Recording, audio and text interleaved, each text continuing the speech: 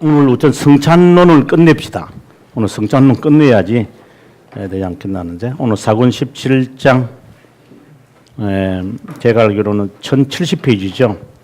말씀 선포와 성찬 그러니까 17장 39항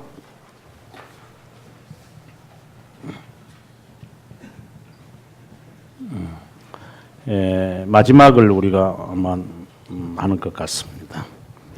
첫 구절이 정말 우리들에게 큰 시사를 하는 것 같습니다. 말씀 없이 그러니까 기록된 말씀 없이 성찬의 올바른 집행이 있을 수 없다. 반드시 말씀이 있어야 한다. 우리가 1042페이지를 한번 잠깐 볼까요? 1042페이지에 보면은 이미 이렇게 이야기를 하고 있습니다.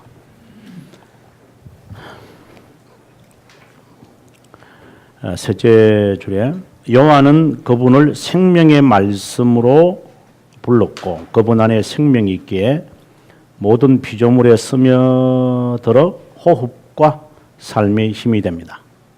그분은 우리를 위해 하늘로부터 오신 하나님의 영원한 말씀이기에 그래서 성찬이라는 게 그리스도의 몸을 상징한다면 말씀이신 그분과 어떻게 떼고 분리시켜서 이것을 행할 수 있는가? 이렇게 당연한 질문 아니겠어요? 우리가 직통교시하면서 기억 안 나세요?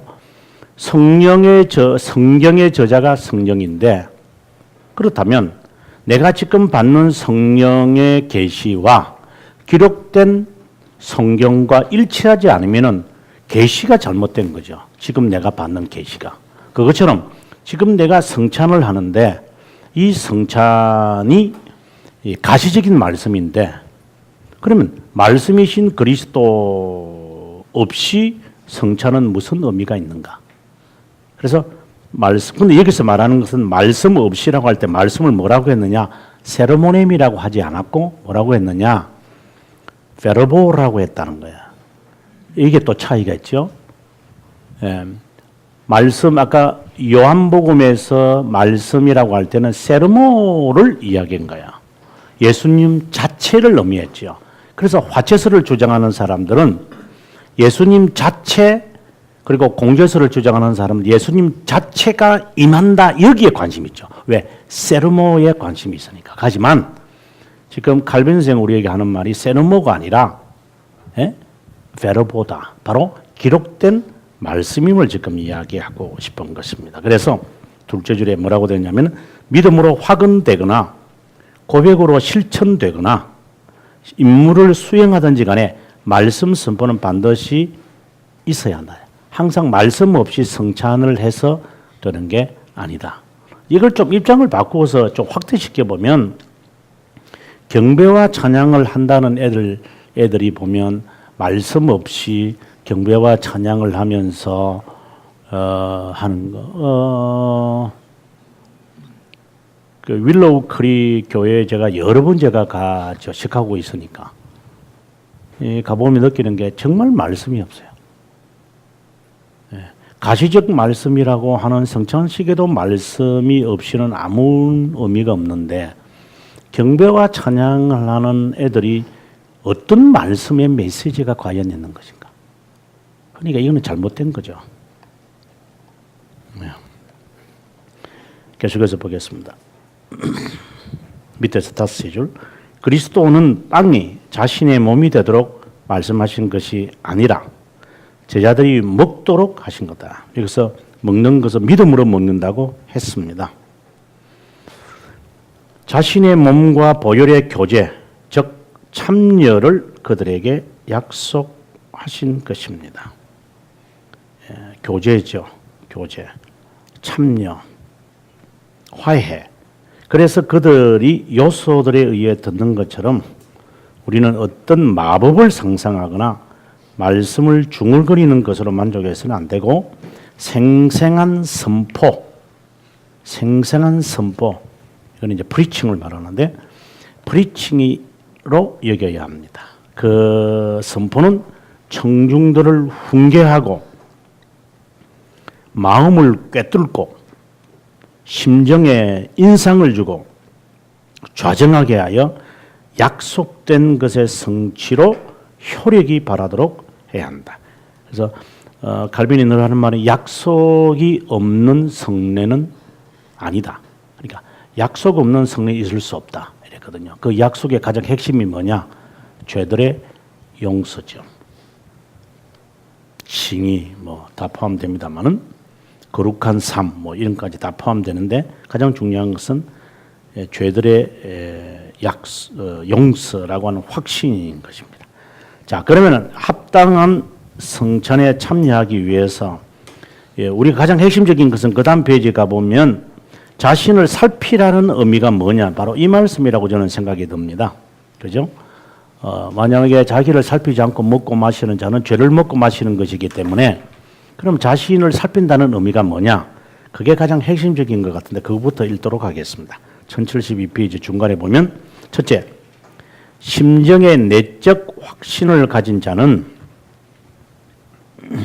그리스도께서 주신 구원을 의지하고 입으로 시인하고 그것을 인정한다.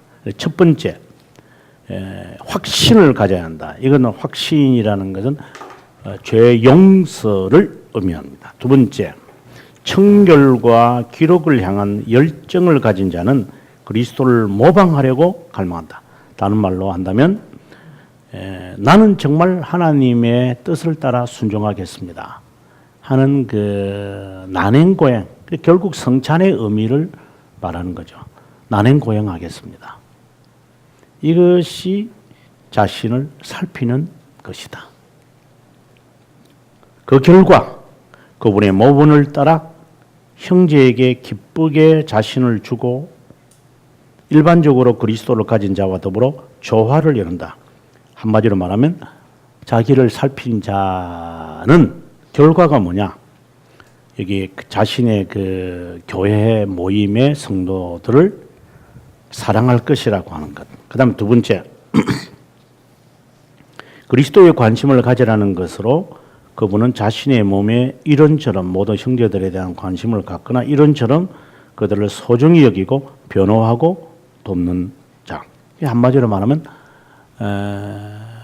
교회의 지체로서, 그래서 우리가 성찬에서 아주 중요한 것 가운데 하나죠.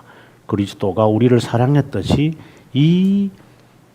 지금 이 시간에 성찬에 참여하는 사람들을 사랑할 것이고 우리는 함께 갈 것입니다.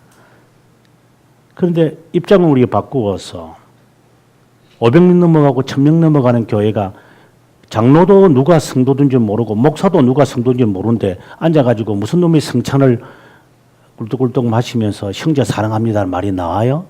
그러니 그거는 나는 성찬이 아니다. 이미 그거는 성찬이 아니다.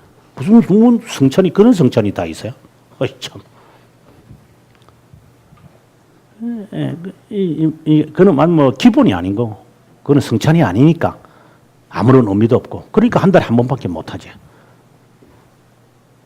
아니, 한 달에 한 번도 안 돼. 한 달에 한 번이 아니고 뭐 1년에 뭐 1년에 한 번. 아니면은 뭐지? 분기별로도 힘들고. 그거 다 먹이려니까 그 포도주가 그 살은 남겠나 그거죠. 그 생각을 해보세요. 10,000명 앉혀놓고 그거 쪼까랑 한 잔씩 한데도 그 몇 병이 그 몇 마리 들어가야 되겠어 거기에. 아마 도랑묵강 하나가 들어가야 되겠지 그. 그러니 얼마나 귀찮겠어 그걸 하려는 군사들이. 그러니까 1년에 한 번 정도 하고 2번 하고 뭐 이러자. 이렇게 하는 거지 뭐. 그 빵 그것도 얼마나 감당하기 어렵겠어 그거. 그거 쓰려면 10,000개를 앉아가지고.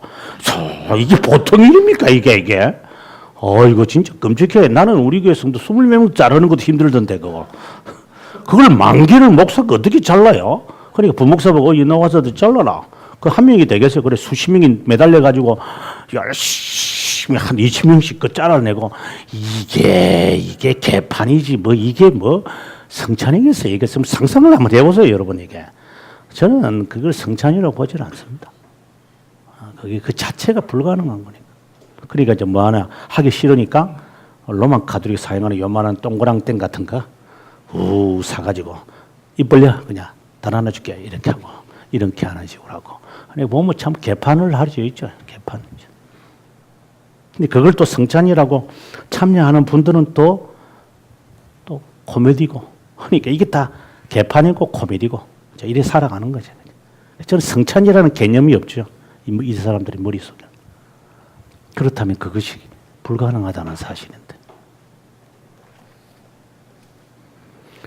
그 다음에 계속해서 합당한 성찬에 참여하는 것, 다시 앞으로 돌아와서 이제 자신을 살피는 것은 조금 있다가 다시 한번 우리가 읽게 되니까, 주님의 성찬이 영적 음식이고 달콤하고 향기로움을 알게 하는 것처럼 하나님께 경건하게 예배드리는 자들에게 유익한 것이다. 그리스도가 그들의 삶이라는 느낌을 맛보는 순간 감사를 드리고자 하고 상호간의 사랑으로 군면하기에 믿음으로 양분을 받지 못하고 화근지 못하거나 찬양의 고백과 사랑을 행하라고 강권하지도 않는 모든 자에겐 가장 유해한 도구로 변하게 될 것이다. 그래서 찬양의 고백과 사랑을 행하라고 강권하지 않는 모든 자에게, 그러니까 서로를 사랑하라고 하는 말이겠죠. 그것은 유해한 독이 될 것이다. 이렇게 말하고 있습니다. 그러고 난 다음에 자기를 살피라 하는 말씀이 나왔고, 그럼 1073페이지로 가서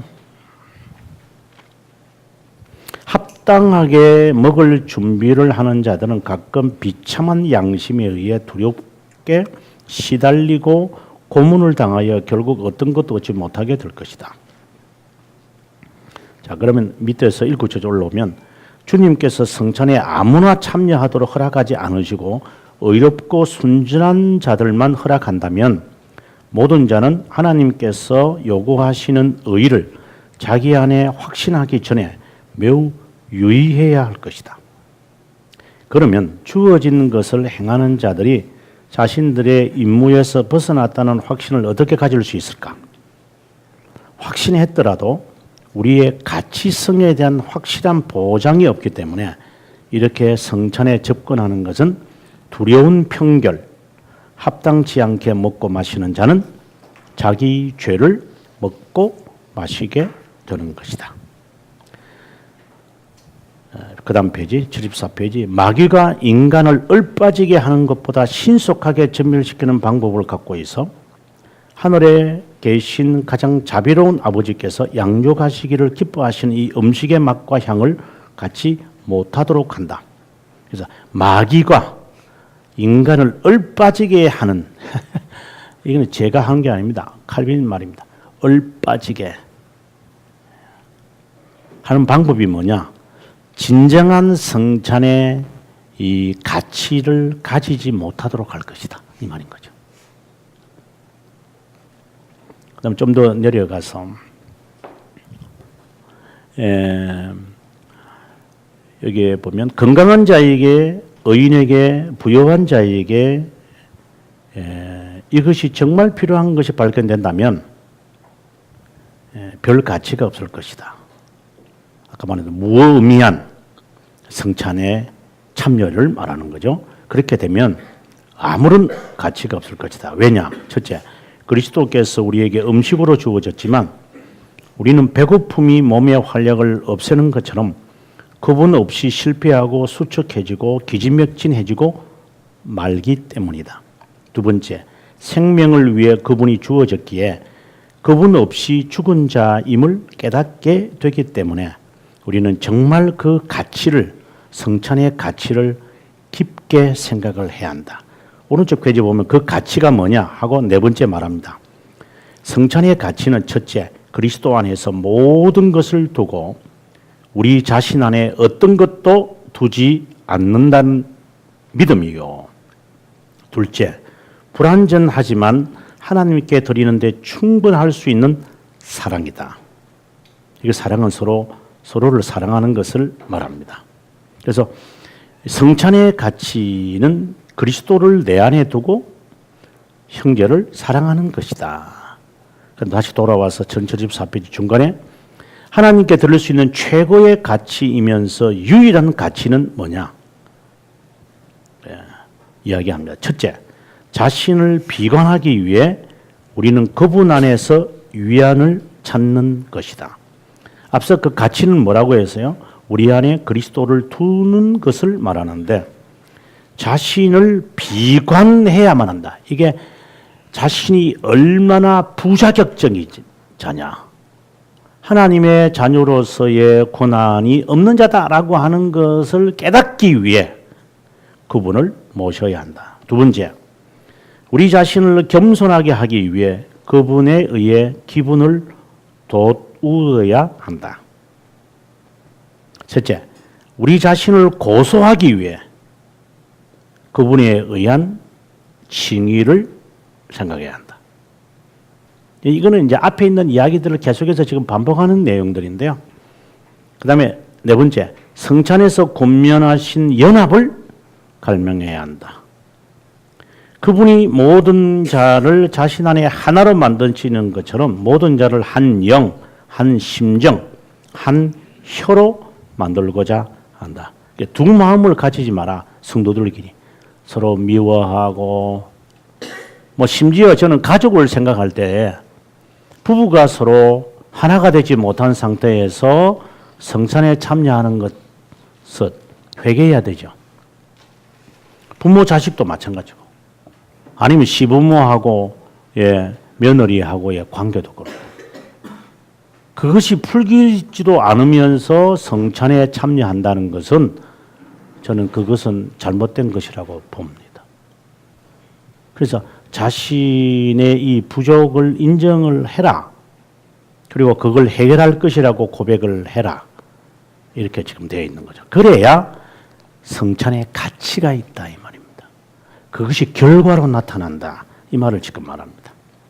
그 다음 성찬의 식순을 하고 있는데 먼저 칼빈이 넷째 줄에 보면 적색이든지 흰색이든지 이렇게 말하는 것은 그렇다고 해서 지난번에 말씀드린 것처럼 막걸리 해가 되겠나? 저는 여기서 칼빈이 하는 의도가 적색이나 흰색이나 뭐 아무 것이 문제가 없다. 이 말을 저는 문자적으로 받아들이지 않습니다. 그렇다고 칼빈이 샴페인을 마셨을까? 칼빈 동네 칼빈이 살았던 그 제네바하고 샴페인은 상당히 멀어요.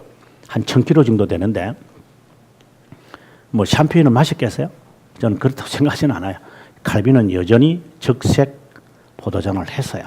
그러면 1인 문장의 의미가 뭐냐? 이 말은 이 재료에 대해서는 너무 그렇게 관심을 가지지 마라. 그것이 거룩하게 하는 것이 아니라고 하는 것을 말하고 싶은 거죠. 그 다음에 뭐 누룩이 들어가고 어떻고 누룩이 안 들어가면 어떠느냐. 그것도 빵의 어떠한 그 형태에 너무 얽매여서 말씀을 우리가 상실하지 않기를 바라는 그걸 말하는 것 같아요.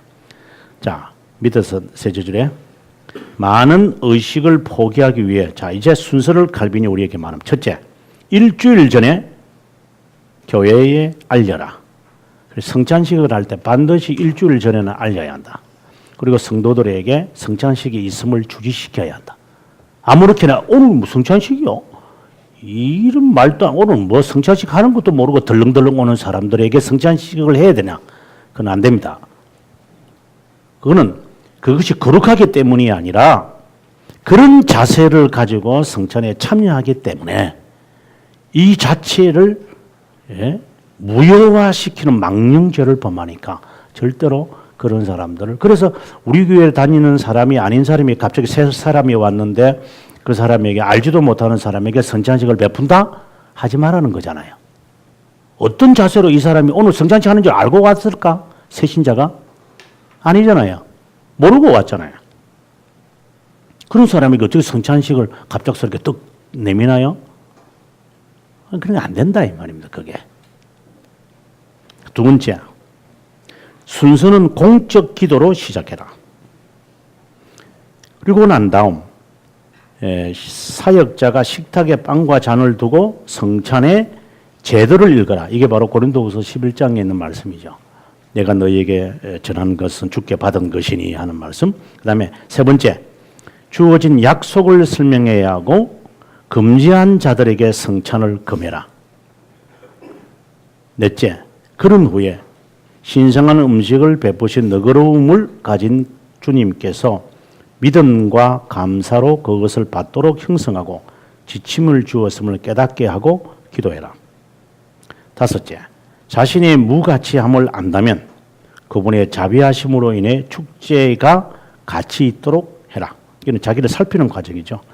그리고 여섯 번째, 시편이 불리거나 순서상 신신한 자들이 신성한 축제에 교제하는 동안 무언가 낭송하면서 목회자는 빵을 부수고 백성에 줘야 한다. 이건 뭐냐면 이때는 뭐 음악이 없었겠으니까 그래서 낭독자가 성경 보통 보면 교회에서 그렇게 하거든요. 목사님이 장로님들에게 나누어줘서 장로님들이 분주하거나 분병하게 될 때에 목사님의 성경 낭송하잖아요. 바로 그걸 말하는 거예요. 가장 좋은 것은 그거죠. 예, 낭독자가 성경을 읽어줘라. 그러니까 성찬과 관련된 그리스도의 고난과 관련된 말씀들을 읽으면서 그 말씀을 들으면서 그 성찬을 받는 것이 좋다. 바로 그 말입니다. 그 다음에 일곱 번째, 성찬이 끝난 후에는 진정한 믿음과 믿음의 고백과 사랑, 기독교인으로서의 삶의 권면이 주어져야 한다. 마지막으로 감사가 주어지고 하나님께 드리는 찬양이 불려져야 한다. 그래서 성찬이 끝나면 반드시 찬양으로 마무리해라. 그래서 우리가 성찬 끝나고 난 다음에 보통 교회에서 우리 찬송 몇 장 부르면서 우리가 이 성찬식을 마무리하겠다고 찬송을 부르는 이유도 그 때문인 거죠. 근데 찬송을 부르면서 오늘 내가 성찬을 어떻게 내가 고백하고 있을까? 그것을 마무리한다. 이렇게 되어 있습니다. 그 다음 성찬식 순의 두 번째, 첫째, 하나님께 드리는 찬양을 노래하고 촉구하고 선하심을 선포하도록 촉구한다. 이게 이제 찬양과 설교를 말하고, 두 번째, 그리스도의 몸의 연합에 보는 띠, 서로를 향한 상호간의 사랑을 존중하는, 아까 말씀드린 대로 서로를 사랑한다라고 하는 이 고백에 따라가야 한다는 것입니다. 그리고 제일 밑에 줄에 보면 교회의 어떤 모임도 말씀, 기도, 성찬에 참여, 자선 없이 개최되어서는 안 된다. 이것은 오랫동안 교회에 지켜왔던 관습이다. 항상 교회의 연합에 관심을 가져라. 아주 중요합니다. 그래서 그 다음에 성찬식의 용법을 45항에 보면 사도들에게 받은 대로 사용했다. 신자들에게 가장 유익한 것이지만 거룩한 백성들은 게으름으로 인해 점점 쇠퇴함을 바라봤다. 게을러진 거죠. 저는 게을러졌다기보다도 게으름이 당연하겠지만 한국 교회가 수적 성장에 눈이 멀다 보니까 이게 성찬식이 귀찮거든요. 아까도 말씀드렸지만 매주 그 10,000명분의 빵을 준비한다고 해보십시오. 아마 정신없을 겁니다. 그러니 매주 하는 것은 이제 그렇다 하더라도 아마 한 달에 한 번 하는 것도 굉장히 부담스러울 거예요. 그렇잖아요. 그러니까 점점 이게 이제 싫은 거예요. 이제 이게. 이 성찬식이 귀찮은 거예요. 이제 이게. 준비하는 것도 귀찮고. 그래서 어제 이제 어느 목사님은 자기는 매주 한대요. 그래서 참 대단하시다. 진짜 목회자가 부지런해야 됩니다. 매주 하려면. 그거 준비해야 되고, 작은 교회는 사모님이 주로 준비하는데, 준비해야 되고, 그거 보통이 아니에요. 그래서 저도 매주 안 합니다. 너무 저도 게을러가지고, 저도 한 달에 한 번밖에 안 하는데, 가능하다면은 매주 하는 것을 칼빈이 가장 추천하죠. 매주 하라, 매주.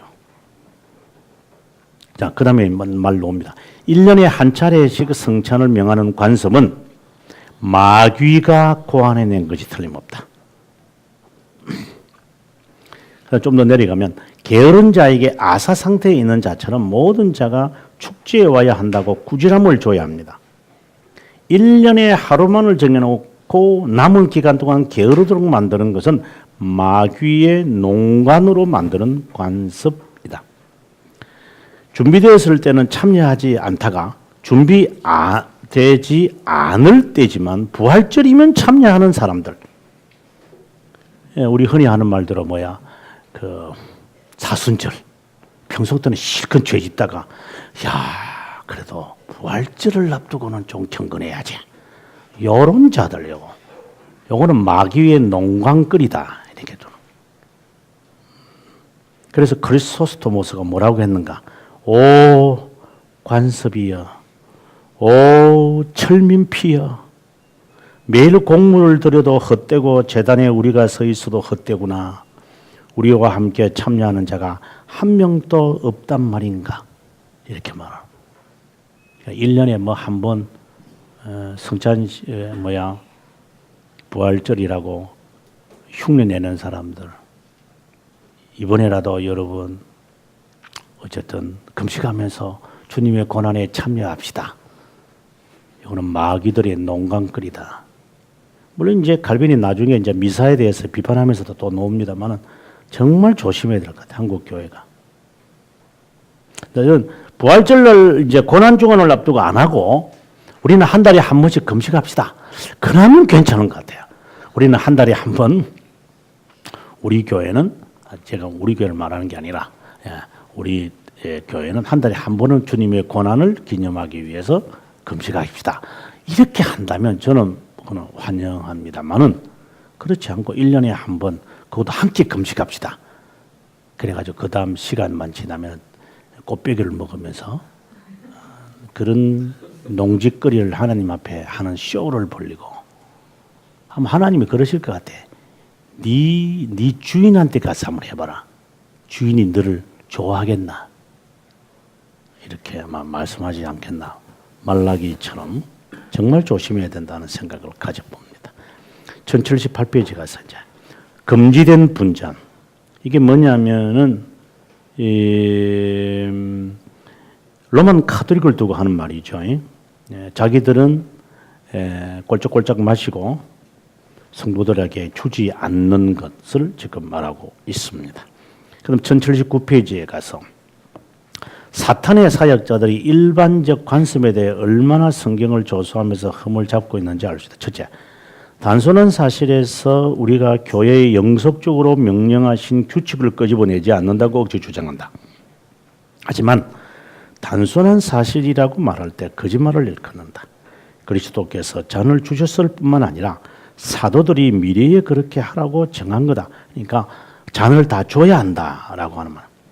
그다음에 다른 속임수가 있는데 사도들만 그리스도에 의해 성만찬에 참여하도록 허락받았다. 그래서 제사장들만 꼴짝하게 마신다. 이렇게 말하는데 5가지로 질문하겠습니다. 하고 칼빈이 질문합니다. 그들에게 계시는 하나님의 말씀으로 그들에게 그렇게 다양하게 제시하는 해결책은 무슨 신탁인가? 예수님과 동의했던 12 제자에게 말씀하시지만 그리스도의 신성에서 나온 것도 아니고 그들을 사제라고 부르지도 않았다. 둘째, 순진한 시대, 즉 사도들의 시대부터 지금까지 1000년 동안 예외 없이 2가지 상징들에 참여한 이유는 뭔가? 그 다음에 이제 넘어가겠습니다. 분장과 분병. 넷째 줄에 보면 빵을 받고 잔을 받지 않으면 미신에 사로잡혀 있다고 보았기 때문에 신성모독죄에 해당되었다. 이런 말. 그 다음에 세 번째 질문에 대해서 칼빈이 말합니다. 앞에 우리가 두 가지 질문이 있었고 세 번째, 우리 주 구주세주께서 빵에 대하여 단순히 말씀하시기를 택하여 먹으라고 하셨는데 잔에 대하여 그 모든 것을 마시라고 말씀하셨는데 사탄의 계략에 반대하여 의도적으로 말씀하신 것처럼 여겨진다. 그래서 택하여 먹으라고 하셨다. 마시라고 하셨지 마시는 걸 속 빼고 주님이 그냥 먹기만 해라 이렇게 했는가? 이렇게 또 세 번째 질문을 했고 네 번째 질문, 주님이 사제들에게만 성찬을 영예롭게 하셨다면 그것을 주실 수 있는 그분에게 어떤 방법도 받지 못했으면서 주님께서 제외시킨 낯선 자들을 불러 참여하라고 자신의 힘으로도 가지지 못했던 은사들을 참여하라고 감히 말할 수 있는 자는 누구일까요? 그 다음에 다섯 번째, 내가 너희에게 전달한 것은 주님께서 주신 것이다 라고 고린도전서 11장에서 말한 바 바울 선생은 거짓말을 하고 있는 것일까요? 예. 그래서 우리가 이제 마지막까지 이제 칼빈이 우리에게 하는 것은 모든 자가 다 성찬에 참여하고 모든 자가 이제 참여할 때에 분병과 분잔을 해야 한다. 이 말을 지금 강조하는 거죠. 그래서 우리가 이것에 대한 이제 반대의 글은 뭐냐면은 이제 결국 미사죠. 이게 이제 이거는 성찬의 예식 이야기였고 오늘 우리가 이거와 반대되는 개념이 뭐냐면은 미사였습니다. 이게 사권 이제 18장인데 미사와 성찬의 이 근본적 차이를 일단 우리가 개념을 파악하고 우리가 오늘 마무리하도록 합시다. 지금까지 우리가 보았던 성찬 또는 성례 좋습니다. 성례에는 반드시 있어야 하는 게 뭐냐면 여기에는 약속이 있어야 됩니다. 약속이 없으면 성례가 아닙니다. 그게 약속의 가장 핵심이 뭐냐? 바로 죄들의 용서입니다. 물론 죄들의 용서만 있는 것은 아닙니다. 앞서 제가 말씀드린 대로 여기에 이거는 이제 칭이라고 우리가 보고 그 다음에 그리스도와 우리가 함께 하신다라고 하는 이 확신이 또 있어야 됩니다. 보호도 있고 그 다음에 교제도 있고 이런 것이 들어갑니다만 가장 핵심인 것은 용서에 대한 확신. 자, 그 다음에 두 번째로 성례와 성찬을 생각하게 될 때 반드시 따라 나오는 것은 그리스도의 모본을 따르는 난행 고행이 나와야 됩니다. 그리스도처럼 그리스도와 함께 난행 고행의 개념이 없다면 그거는 성례가 아니다. 확실해야 됩니다. 그래서 그리스도를 따라 함께 살고 함께 죽겠다라고 하는 이 분명한 난행 고행이 있어야 돼요. 그 다음에 이제 세 번째가 약속과 난행 고행과 그 다음에 세 번째가 서로의 교제가 있어야 된다. 하나님과의 연합만이 아니라 그 다음에 성도들 간의 이 교제가 반드시 있다. 그렇지 않고 뭘 이것을 성찬이다, 뭐 성찬식이다. 자, 그러면 우리 이제 미사를 이제 보면 됩니다. 미사에서 과연 죄들의 용서를 위해 성격이 다릅니다. 용서를 위해 그리스도를 희생시키는 겁니다. 희생 제사입니다. 이게. 그래서 이거는 근본적으로 다릅니다. 죄들을 용서받기 위해서 이렇게 위한다는 말이 들어가면 좋겠어요. 위해 계속 죄 용서 받아야 돼요. 그러기 위해서 그리스도의 피공로가 필요하다. 이게 이제 미사의 가장 강한 핵심입니다. 이게. 그 다음에 여기에는 말씀이 없습니다. 대신해서 뭐가 있느냐? 육체적 임재가 있습니다. 육체적 임재를 통해서 내가 에너지를 공급받겠다라고 하는 이것이 성찬의 의미를 두고 있습니다. 이 사람들이 제가 말하는 성찬은 미사를 지금 말합니다. 그래서 미사는 에너지를 공급받겠다는 거죠. 오늘 내가 성찬에 참여했으니까 오늘 내가 주님이 내 안에 들어갔다는 것. 그리고 그 다음에 사소한 것이 있습니다만은 미사에서는 변하기를 바라죠. 믿음으로 변한다는 것에 관심이 있죠. 왜? 여기에 관심이 있으니까. 그러나 성찬에는 그것이 없죠. 변한다는 것에 관심이 있는 것이 아니라 주님이 나와 함께 한다는 확신을 갖는데 더 중요성을 갖고 있는 근본적인 차이가 있어요. 그래서 우리가 성찬식을 해야 되는 이유 가운데 가장 중요한 것은 우리의 믿음이 약하기 때문에 빵과 잔을 이제 먹고 마시면서 주님의 고난을 기억하는 것.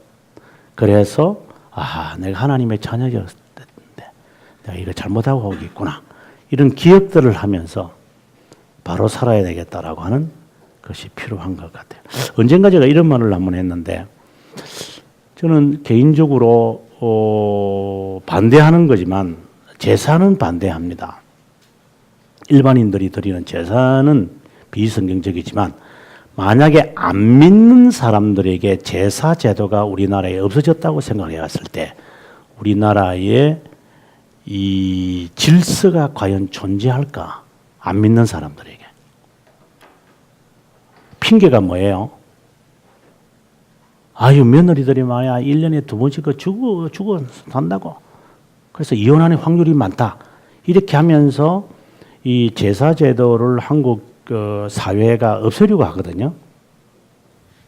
한번 없애보죠. 한국이 어떤 결과를 만들어내는지 아무도 예상 못할 거예요. 이런 무서운 사회로 변해갈 거다. 한국 사회가. 우리가 많은 것을 보거든요. 나이에 들게 되면 이 지나온 한국 사회의 정책들을 우리가 계속해서 보잖아요. 유행을 따라서 결정을 해가지고 지금 한국 사회를 요 모양으로 만들어 놓은 정책들이 얼마나 많아요.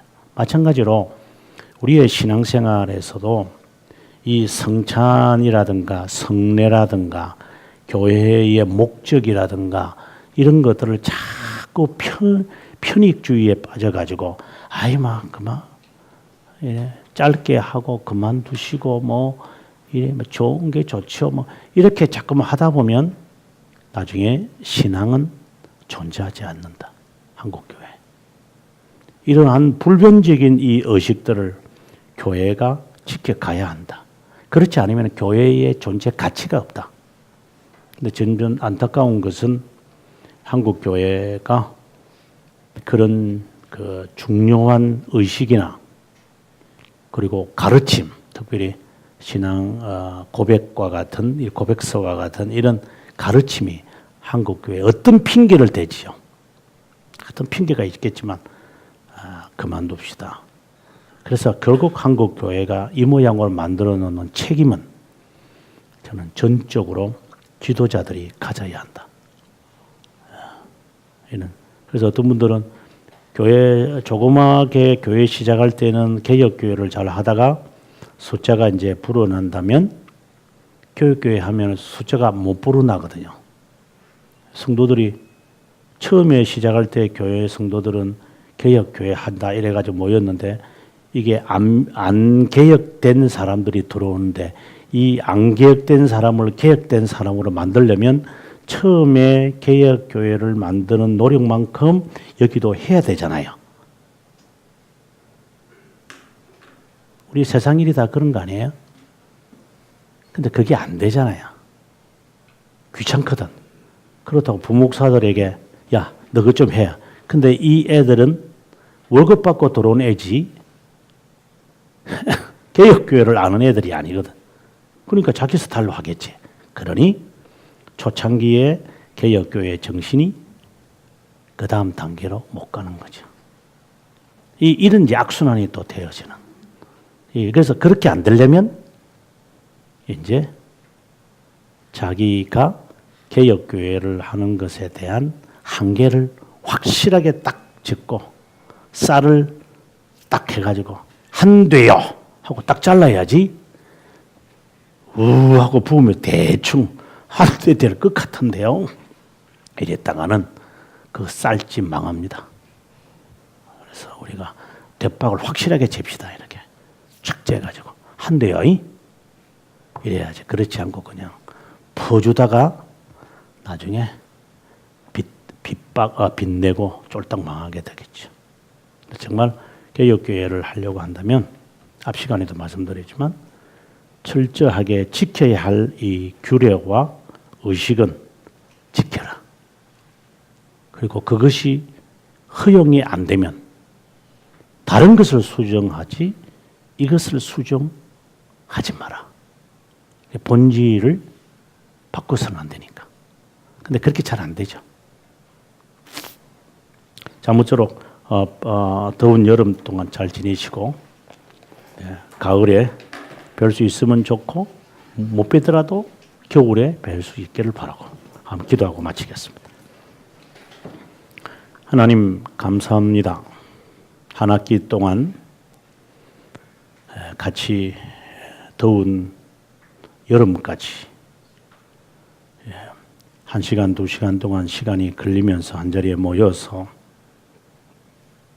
발걸음이 이곳에 인도되고 우리가 하나 배웠던 그것을 가지고 그 뜨거워진 그 열정으로 우리의 삶에서 또 살아가게 하시는 하나님의 은혜를 늘 기대하게 하셔서 참 감사합니다. 준비하면서 오늘 내가 이것을 가르쳐야 되겠다는 그런 마음을 늘 가지면서 매 시간마다 임하게 하셔서 감사합니다.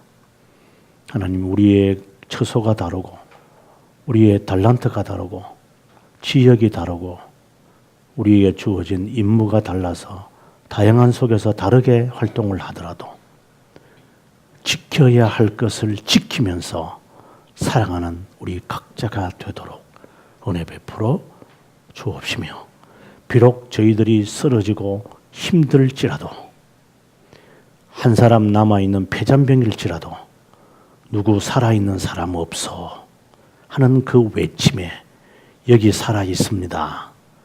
나도 살아있습니다. 아, 저기도 살아있군요. 라고 하면서 하나님의 이 고귀한 말씀을 지키며 살아가고자 하는 그런 승리자들이 전투가 마친 후에 여기저기에서 피로 범벅이 되어 있는 자들이지만 승리로 한자리에 모일 수 있는 참된 성도들과 사역자들과 교회들이 되도록 은혜를 베풀어 주시기를 바라고 교회의 머리가 되시는 예수 그리스도의 이름으로 기도합니다. 아멘.